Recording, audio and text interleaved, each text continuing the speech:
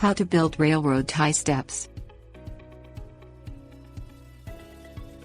Railroad ties are often discarded after repair work on railroads, which gives you a prime resource for making your own outdoor steps. The railroad ties are robust and weatherproof despite a lifetime of structural use and will make a great addition to your lawn or garden.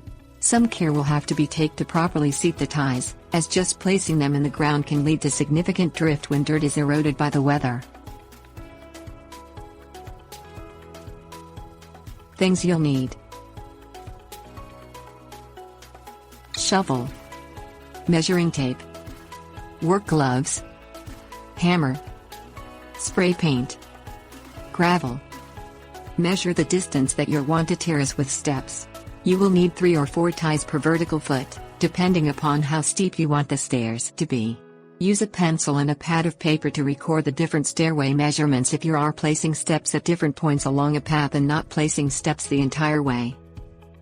Place a railroad tie down on a piece of cardboard and trace an outline. Cut this out and use it as a template to visualize how you will place the railroad ties. Place this template down on the ground where you think you want a tie. If you're satisfied, then spray paint around the edges to put the template image on the ground. Place the template perpendicular along the side of the stairs to form a retaining barrier. This is to prevent the railroad ties from shifting over time due to rain and heat. Spray paint this template down as well.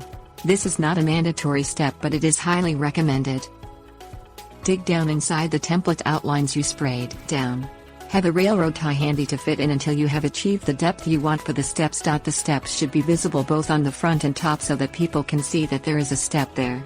The perpendicular reinforcing ties can completely buried as their function is purely supportive, though they can be left exposed for decoration. Pour gravel down into the trenches before you put in the railroad tie. The gravel will help stabilize the tie. The gravel will move less than dirt, thus preventing drift over time.